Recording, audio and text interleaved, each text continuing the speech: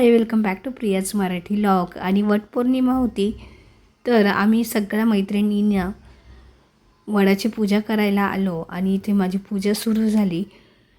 अगदी घाईतच सगळ्या गोष्टी केल्या, कारण या दिवशी माहिती आहे ना तुम्हाला, आपल्या बायकांना किती कामं असतात घरातले, प्लस आपलं स्वतःचं आवरायचं, पूजेला वगैरे जायचं. तर मग काय, मी ते सगळं स्वतःचं आवरून आणि मग पूजेला आली. अशी आम्ही पूजा करत होतो. तर इथे ना आमच्या कॉलनीच्या बाहेरच वडाचं झाड आहे. तर आम्ही दरवर्षी इथे ना पूजा करत असतो वडाची. आणि हे झाड ना खूप मोठं झालेलं आहे.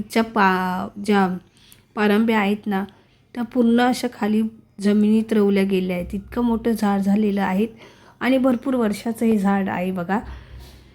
तर काही बायकांनी पूजा वगैरे करून गेल्या होत्या आणि काही बायका आलेल्या होत्या पूजा करायला.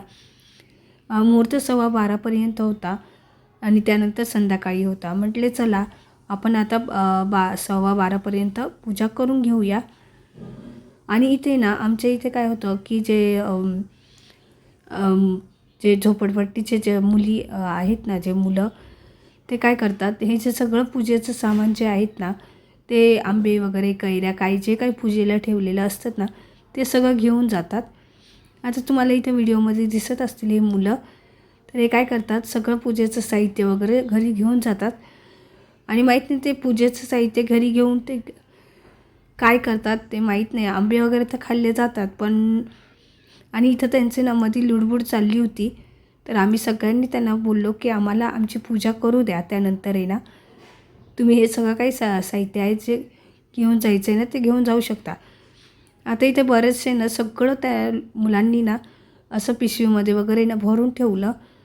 आणि त्यानंतर आहे ना मग आम्ही पूजा करत होतो, वडाला फेरे मारले.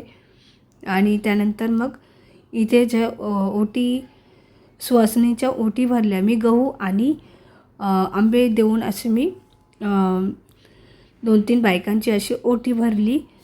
तर अशा पद्धतीने मी छोटासा व्लॉग बनवला हा. जास्त काही मला बनवता नाही आला. त्यानंतर इथे ज्या बायका बसल्या होत्यात ना, एकेकींची मी ओटी भरत होती.